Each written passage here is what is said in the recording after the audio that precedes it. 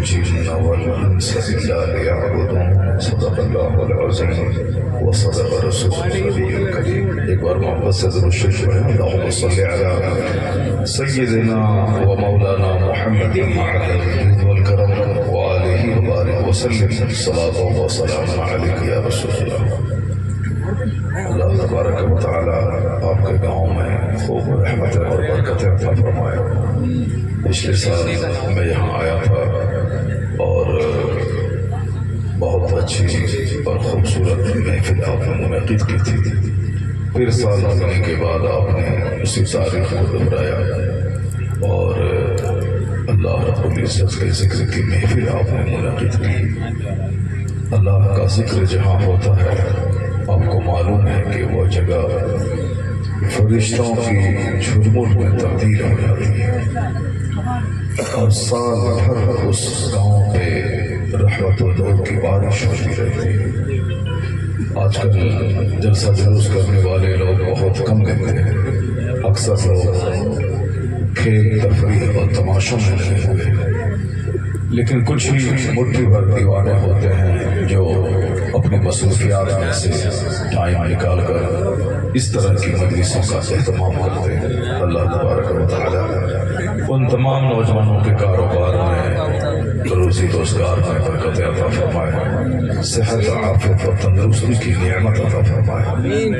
آپ کو معلوم ہے کہ اس طرح کے جلسوں میں قرآن اور احادیث کی باتیں ہوتی ہیں اور قرآن اور احادیث کی باتیں ہی سب سے زیادہ مؤثر اور سب سے زیادہ مستند اور مضبوط بات ہوتی ہے. زندگی کے سارے مسائل اور سارے پرابلمز کا سولوشن اسلام نے عطا فرمایا ہے. کوئی ایسا درد نہیں جس کا علاج اسلام نے نہ دیا، کوئی ایسا مسئلہ نہیں جس کا حل اسلام نے نہ دیا، کوئی ایسی سمسیا نہیں جس کا سمادھان اسلام نے نہیں دیا. ساری چیزیں قرآن اور حدیث میں شرط ہے کہ بندہ اپنے مسئلے کا حل لے کے قرآن کے پاس آئے، اپنے مسئلے کا حل لے کر مصطفیٰ کی حدیث کے پاس آئے. آج دنیا میں بڑی تعداد ہے دانشوروں کی، مفکروں کی، پڑھے لکھے لوگوں کی جو دھیرے دھیرے اسلام کی سچائی کی طرف مائل ہو رہے ہیں اور سچائی کا اعتراف اور اقرار بھی کر رہے ہیں. وہ کہتے ہیں کہ جینے کا سلیقہ ماں کی گود سے لے کے قبر کی گود تک ایک شاندار طریقہ اگر کسی مذہب نے دیا ہے تو مذہب اسلام نے دیا ہے. یہی وجہ ہے کہ لوگ اپنے حساب سے بہت کچھ سوچتے اور سمجھتے ہیں کہ میں یہ کر دوں گا، میں وہ کر دوں گا، میں اتنا کما لوں گا، میں ساری دنیا فتح کر لوں گا، میں دوسروں کو مار گراؤں گا. لوگ اپنے حساب سے سوچتے ہیں لیکن اللہ تبارک و تعالی بندوں کا چلنے نہیں دیتا ہے. اللہ تبارک و تعالی بندوں کے غرور کو توڑ کر بتا دیتا ہے کہ یہ دنیا تمہاری نہیں، یہ دنیا میری نہیں اور تم میرے پیدا کیے ہو، مجھے کسی نے نہیں پیدا کیا ہے، تم کو میں نے پیدا کیا ہے. تو تم میری زمین پر رہ کر یہ سمجھتے ہو کہ میں جیسے چاہوں جیوں، ایسا نہیں ہونے دیا جائے. اگر جینے کا مزہ تم کو لینا ہے تو میں نے اپنے محبوب کو بھیجا ہے. میرے محبوب کو دیکھو، اسے اپنا ماڈل بنا لو اور ان کے ارشادات کی روشنی میں زندگی گزارو. زندگی کا لطف تمہیں مل جائے گا، زندگی گزارنے کا سلیقہ تم کو آ جائے گا. زندگی کے ہر موڑ پہ تمہاری رہنمائی ہوگی، مارگدرشن ہوگا. میرے محبوب کو تمہارے لیے ماڈل بنا کے دے گا. ساری دنیا پیغمبر اعظم علیہ السلام کا مطالعہ کر رہی ہے، آقا علیہ السلام کے فرمان کا تجزیہ کر رہی ہے. یورپ کا بہت بڑا پڑھا لکھا آدمی اس نے اپنی زبان میں یوں کہا کہ اگر کوئی شخص مانوتا کا رکشک آدمیت کا محافظ ہے، جو انسانیت کو سنرکشن دیتا ہے، اگر کوئی ذات ہے تو وہ ذات محمد عربی کی ذات ہے. وہ کہتے ہیں he must be called the savior of humanity. وہ مانوتا اور آدمیت کے محافظ کا نام ہے محمد عربی. اگر دنیا اپنے گھر، اپنے سماج، اپنے وطن، اپنی ملت، اپنی قوم کی بھلائی چاہتی ہے تو صرف اور صرف محمد عربی سے روشنی حاصل کرے اسے جینے کا مزہ مل جائے گا، اس کی ساری سمسیاؤں کا سمادھان ہو جائے گا۔ آقا علیہ السلام کی زندگی میں جو ہمیں نور ملتا ہے اسی نور کا ایک ایک حصہ ہے کہ یہ زندگی کیا ہے اور موت کیا ہے، یہ دنیا کیا ہے اور آخرت کیا ہے، ہمیں دنیا میں کیسے جینا ہے اور ہمیں کیسے مرنا ہے۔ اگر آدمی اپنے اس تعلق سے بے خبر رہے تو پھر آپ یہ سمجھ لیں کہ ایک وحشی کی زندگی وہ گزارے گا، ایک درندے کی زندگی گزارے گا۔ آج دنیا میں آگ لگی ہے، اولاد ماں باپ کی بات نہیں مان رہی، ماں باپ اپنی مرضی کے مطابق جی رہے ہیں، پڑوسی میں نفرتوں کی آگ لگی ہوئی ہے، چونکہ کوئی بھی آدمی قرآن حدیث کے مطابق جینا نہیں چاہتا، سب اپنی مرضی کے مطابق جینا چاہتا ہے۔ اگر مرضی کے مطابق جینا چاہتا ہے تو اللہ تبارک و تعالیٰ اس سے جینے نہیں دے گا۔ آج دنیا میں دولتیں بڑھ گئی ہیں، لیکن دولتوں کے ساتھ خودکشی بھی بڑھ گئی ہے، دولتوں کے ساتھ زہر خورانی بھی بڑھ گئی ہے، دولتوں کے ساتھ کرائی بھی بڑھ گیا ہے، دولتوں کے ساتھ زندگی کا سکون ختم ہو گیا ہے۔ لوگ ایسا لگتا ہے جیسے ماں کے پیٹ سے جانور پیدا ہوا ہے، سلیقہ نام کی کوئی چیز نہیں ہے، صرف پیسہ کمانا اور ایک جانور کی طرح زندگی گزارنا۔ انسان کا یہ دل جب زندہ رہتا ہے تو دوسروں سے ثواب حاصل کرتا ہے، یہ انسان کا دل زندہ رہتا ہے تو ہونے والے واقعات کو دیکھ کر اپنی زندگی کو اس میں جھانک کے دیکھتا ہے۔ دل مر چکا ہے دولتوں کی محبت میں، یہی وجہ ہے کہ سامنے لاش گری ہوئی، لوگ مر رہے ہیں، مگر آدمی اتنا جانور ہو گیا ہے کہ لوگ اس کی ویڈیوگرافی کر رہے ہیں۔ مرنے والا پانی کی بھیک مانگ رہا ہے، لیکن سامنے والا آدمی اس کی ویڈیو بنا رہا ہے۔ یہ جانور نہیں، یہ کتا ہے۔ ہمارے بزرگوں نے کہا ہے کہ اخیر زمانے میں ماں کے پیٹ سے کتا پیدا ہوا، وہ دیکھنے میں نام نقشے کے اعتبار سے آدمی رہے گا مگر کردار کے اعتبار سے جانور سے بدتر ہوگا۔ ابھی ہم دیکھ رہے ہیں دنیا میں ایسے لوگوں کو، انسان دوسروں کی بھلائی کے لیے پیدا ہوا، انسان دوسروں کے درد میں کام آنے کے لیے پیدا ہوا، ورنہ تو جانور بھی کھاتے پیتے ہیں، دو چار بچہ پیدا کر کے مر جاتے ہیں۔ انسان بھی کھائے پیے شادی بیاہ کرے، دو چار بچہ پیدا کرے مر جائے، تو جانور اور انسان میں کیا فرق رہ جائے؟ لیکن چونکہ عقل ہی چھین لی گئی ہے، لوگ دیوانہ پاگل ہو گئے۔ کرنا چاہیے اس مرنے والے آدمی کی جان بچا، اس کے منہ میں دو چار قطرے پانی ڈالے، اگر وہ علاج معالجہ حاجت مند ہے تو اس کے علاج کروائے، اس کو ہاسپٹل لے کے دوڑے نہیں۔ سارے لوگ اس کی ویڈیوگرافی بناتے ہیں۔ دل مر چکا ہے، اس دل کے مرنے کی علامت سامنے ایک بندے کی لاش رکھی ہے، اس کو دیکھ کر اپنی موت کو یاد کرنا چاہیے۔ آدمی کی آنکھوں سے آنسو کے قطرات روانہ ہونا چاہیے، آدمی کا دل نرم ہونا چاہیے، مگر جانور وہاں سو کر کے کرکٹ دیکھ رہا ہے۔ میں نے ابھی دیکھا، آج ہمارے گاؤں میں نے دیکھا، ایک طرف لاش رکھی ہوئی، جوان آدمی مر گئے، اور دوسری طرف میں نے دوسرے جوان کو دیکھا جو لیٹ کر کے وہ میچ کا تماشا موبائل پہ دیکھ رہا ہے۔ دل مر چکا، آدمی ہو کہ جانور ہو، کیا کون سا دل لے کے پیدا ہو؟ اب اس کا مطلب ہے کہ تمہیں یہودی کا ڈنڈا تمہیں سیدھا کرے گا، تمہیں کافروں کی تلوار سیدھا کرے گی، اور جب تمہاری لاشیں سڑیں گی پھر اس وقت بعد بھی تیرا دل نہیں زندہ ہوگا۔ مجھ کو ایسا لگ رہا ہے اب تو قیامت جو کہ شریروں پہ قائم ہوگی، دنیا کا وناش اس وقت ہوگا، زمین تانبے کی ہوگی، سورج اور چاند کی روشنی ختم ہو جائے گی، اور ایک دن قیامت کا 50,000 سال کے برابر ہوگا۔ لوگ پسینے میں شرابور رہیں گے، قیامت شریر قسم کے لوگوں پہ قائم ہوگی، اچھے لوگ سارے دنیا سے اٹھا لیے جائیں گے، ایک بھی شخص اللہ اللہ کہنے والا نہیں رہے گا۔ اس وقت قیامت قائم ہوگی، ایک زبردست چنگھار کی آواز آئے گی، جناب اسرافیل علیہ السلام سر پھونکیں گے، لوگوں کا سینہ ہل جائے گا، حاملہ عورت کا حمل ضائع ہو جائے گا، بچہ صدمے سے بوڑھا ہو جائے گا۔ یعنی وہ خطرناک تکلیف قیامت کی ہوگی کہ ایک بچہ اس تکلیف کو دیکھ کر بوڑھا ہو جائے گا، یعنی ایک حاملہ عورت کا حمل گر جائے گا، لوگوں کی داڑھی اور سر کے بال سفید ہو جائیں گے صدمے سے۔ وہ خطرناک دن آنے والا ہے قیامت کا، اسی کی ایک جھلک کہیں کہیں زلزلہ کا، پوری بستی کا زمین میں دھس جانا. ہر سال پوری دنیا میں بے شمار زلزلے آتے ہیں.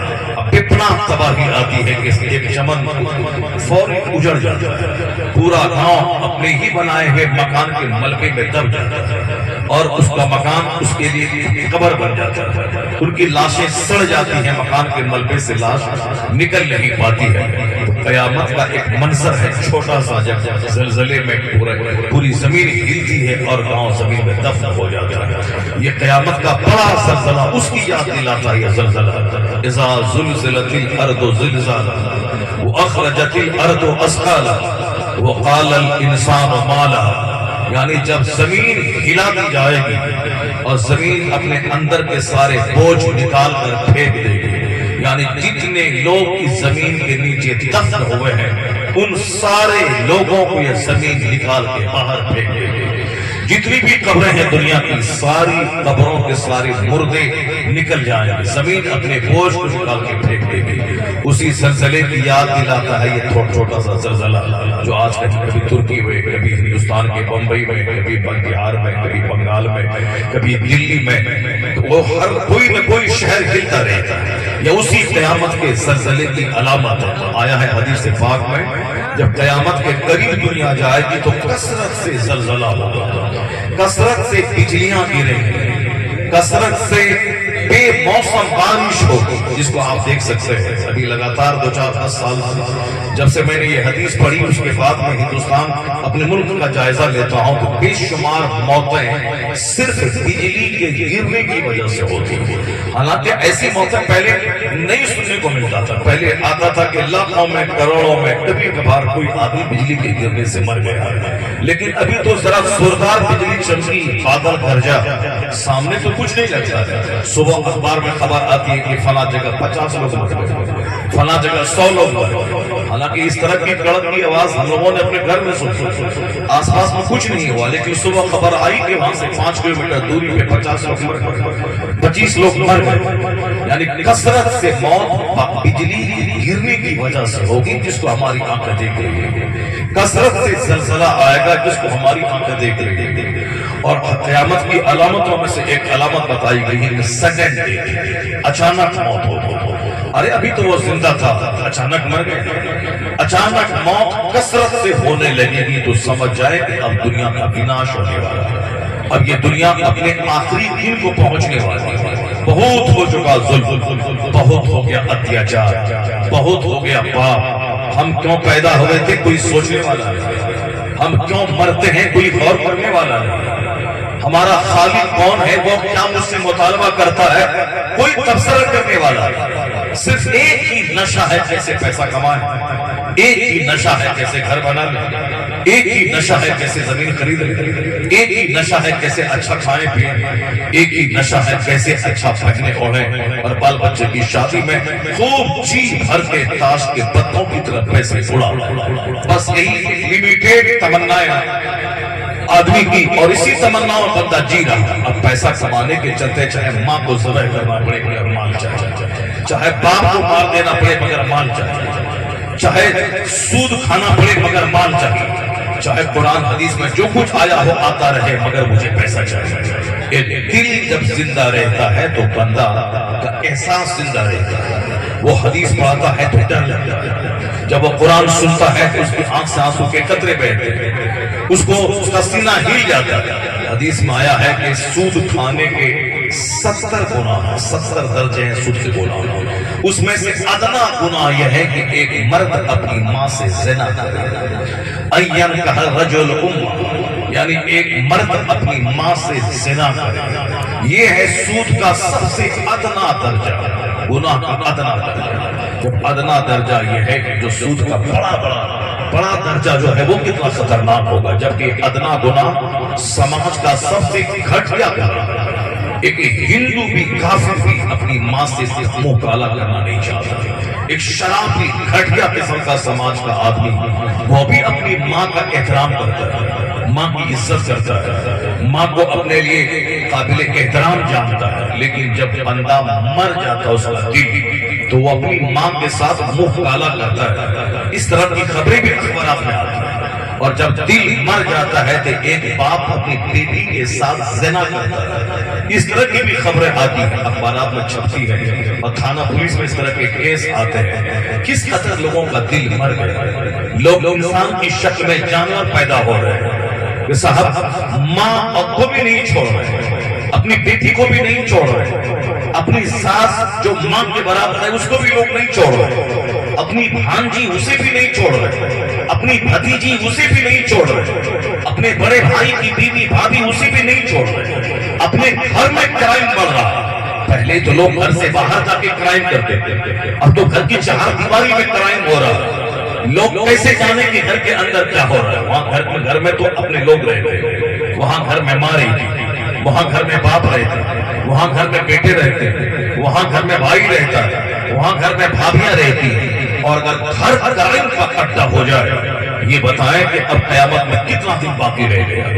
کیونکہ اس برائی پہ سماج کی نظر نہیں ہے، چونکہ وہ گھر کی چار دیواری کے اندر ہو رہا ہے. جب نگاہیں بے حیا ہو جاتی ہیں، جب لباس عورتیں مردانہ پہننے لگتی ہیں، جب بدن میں شہوت کی آگ لگتی ہے، جب ٹیلی ویژن پہ شہوت کی آگ، موبائل میں شہوت کی آگ، گھناؤنے گندے مناظر، جب بندہ صرف کھانے کو اپنا مقصد بنا لے گا، وہ کھانا رنگ لاتا ہے، بدن میں آگ لگتی ہے، اس کا اظہار زبان پہ گندی باتیں بول کر، اس کا اظہار آنکھ کا غلط استعمال کر کے، اس کا اظہار اپنی شرمگاہ کا غلط استعمال کر کے، اس آگ کا غلط استعمال کر کے اس آگ کا اظہار ہوتا ہے. آج ہمیں شرم اور حیا شرم و حیا کی لٹ جانے کی وجہ سے وہ دن دیکھنے کو پڑا جس کا تصور بھی دماغ میں نہیں تھا، وہ ساری چیزیں دیکھنے کو مل رہی ہیں جس کے بارے میں بندہ کبھی سوچ نہیں سکتا تھا کہ ایسا بھی دن آئے گا، مگر وہ دن آ رہا. حدیث میں آیا ہے کہ آخر زمان میں لوگ قبرستان دوڑے اور کہیں گے کہ کاش میں مر گیا ہوتا تاکہ یہ دن مجھ کو دیکھنے کو نہیں ملتا، کاش میں مر گیا ہوتا. لوگ موت کی تمنا کریں. آقا دو جہاں علیہ السلام کا فرمان حدیث میں آیا ہے کہ لوگ قبرستان دوڑیں اور کہیں گے کاش میں مر گیا ہوتا تاکہ یہ دن مجھ کو دیکھنے کو نہیں ملتا. یہ بے حیائی کے دن، یہ بے شرمی کے دن، یہ مردہ لاش ہے. لوگ جو مر گیا اس پہ کیا روتا ہے؟ اپنے مردہ دل پہ رو. جو مر گیا تو مر گیا. یہ سمجھ لو بہت سارے فتنوں سے بچ گئے، بہت ساری چیزوں سے چلا گیا، محفوظ ہو گئے. جب تک وہ زندہ رہتا نمازیں چھوڑتا حرام کرتا، جب تک زندہ رہتا جھوٹ بولتا حرام کرتا، جب تک زندہ رہتا شراب پیتا حرام کرتا، جب تک زندہ رہتا دوسروں کو ٹھگتا حرام کرتا. تو 50 کھرب گناہ ہونے والے تھے، اس سے تو بہتر ہے کہ بہت سارے گناہوں سے بچ کے دنیا سے چلا گیا. اس پہ کیا رونا جو مر گیا. اپنے اس مردہ دل پہ رو کہ میرے پاس دل ہی نہیں، میرے پاس دل ہی نہیں ہے. ورنہ جہاں دل رہتا ہے وہاں قرآن سننے کے بعد آنکھ سے آنسو نکلتے ہیں. جہاں دل رہتا ہے وہ آقا علیہ السلام کی محبت میں جب انگوٹھی چومے جاتے ہیں تو حضور کی سنتوں پہ عمل کا جذبہ پیدا ہوتا ہے. جہاں دل ہوتا ہے وہ دوسروں سے سبق حاصل کرتا ہے. جہاں دل ہوتا ہے دوسروں کی باتوں کو سن کر اپنی زندگی میں انقلاب لانے کی کوشش کرتا ہے. حدیث پاک میں آیا ہے السعید من بعث لغیرہ. عقل مند وہ ہے جو دوسروں سے نصیحت حاصل کرتا ہے. عقل مند وہ ہے جو دوسروں کا حال دیکھ کر سبق حاصل کرے. اور بیوقوف وہ ہے جو اپنی آنکھوں پہ پردہ ڈال دے. وہ چاہے 1000 حادثات 1000 واقعات دنیا میں ہوں اس سے وہ بے خبر ہو، انفکر ہو کہ کہاں کیا ہو، مجھے کیا کرنا. جب دل زندہ ہوتا ہے تو کیا ہوتا ہے اس کی کہانی سنیے. حضرت عمر فاروق رضی اللہ عنہ جو جنتی ہے، جنتی ہی نہیں خلیفۃ المسلمین اور بخش بخشائے جنت. سرکار دو جہاں علیہ السلام کے 4 دوست صدیق، عمر، عثمان، علی رضی اللہ تعالی عنہ اجمعین، یہ 4 خلفاء ہیں اور بالکل انسانیت کے لیے ایک مینار ہے، ٹارچ بیرر آف لائٹ ہے. وہ لوگ کیسے ایک انسان کی زندگی ہو وہ ساری روشنی ان لوگوں کی زندگی سے ملتی ہے. حضرت عمر فاروق جنتی خلیفۃ المسلمین، اس کے باوجود اللہ کا اتنا ڈر تھا کہ کمرہ بند کر کے اپنے پاؤں میں درہ مارتے تھے اور کہتے تھے بتاؤ اے عمر آج تم کہاں کہاں گئے، اس پاؤں کو کہاں کہاں لے گیا، یہ پاؤں کہاں گیا، تم نے اس پاؤں کا کیا استعمال کیا. یہ پاؤں مسجد کی طرف گیا، یہ پاؤں حلقہ ذکر کی طرف گیا، یہ پاؤں خدمت خلق کی طرف گیا، یہ پاؤں حاجت مندوں کی حاجت روائی کی طرف گیا، یہ پاؤں ماں باپ اور اپنے غریب پڑوسی کی خدمت کے لیے اٹھا کدھر گیا یہ بتا دے. اس پاؤں پہ دورہ مارتے تھے اور کہتے تھے بتا تو آج مجھے کہاں کہاں لے گیا, جبکہ جن سے برائی کا تصور ہی نہیں ہو سکتا. سارا مدینہ سوچا تھا. عمر فاروق اعظم رات بھر مدینے کی گلیوں میں گشت لگا کے دیکھتے تھے کہاں کون بھوکا ہے, کہاں کون پریشان حال ہے, کہاں کون حاجت مند ہے, کہاں کون درد مند ہے, ڈھونڈتے تھے. اسی دوران آپ کی نظر پڑ جاتی تھی کسی عورت پر جو اپنے چھوٹے چھوٹے بچوں کو سلاتی تھی ہانڈی میں پانی گرم کر کے, تاکہ اسی آس میں بچے سو جائیں کہ ہاں چاول تیار ہو رہا. حالانکہ چاول نہیں ہوتا, بچے صرف اسی انتظار میں سو جائیں تاکہ کل صبح طلوع ہو تو پھر انتظام کیا جائے کہیں سے چاول اور آٹے کا تاکہ بچے کھائیں. ابھی تو کم سے کم روٹی پلٹ کے بچے سو جائیں کہ ہاں چاول تیار ہو رہا. اسی طرح کی ایک خاتون عمر فاروق اعظم نے جب اس پہ نظر پڑی, عمر فاروق اعظم ان کے پاس گئے, کہا یہ بتاؤ بوڑھی تم کیا کر رہی ہے؟ کہا یہ میرے چھوٹے چھوٹے بچے ہیں, یہ بچے بھوکے ہیں, گھر میں کچھ نہیں ہے, میں ان کو سلانے کے لیے میں یہ ہانڈی پہ پانی گرم کر رہی ہوں تاکہ بچے اسی انتظار میں سو جائیں, پھر کل صبح دیکھا جائے گا. اللہ عمر کا بھلا کرے, وہ خلیفۃ المسلمین ہے, مگر اسے خبر نہیں کہ ہمارے سماج میں کیا ہو رہا ہے. عمر فاروق اعظم رضی اللہ تعالیٰ عنہ نے کہا یہ بتاؤ عمر تو ہمارے پاس نہیں, عمر تو ہاں مسجد نبوی میں ہے, لیکن اسے کیا خبر کہ تم بھوکی ہو اور تمہارے گھر میں کھانے کو کچھ نہیں ہے. وہ عورت کہتی ہے کہ جس کو اپنی رعایا کی خبر نہ ہو اسے خلیفہ بننے کا کیا حق حاصل ہوتا. ایسا کون سا خلیفہ ہے جس کو اپنی پرجا کی خبر نہ ہو.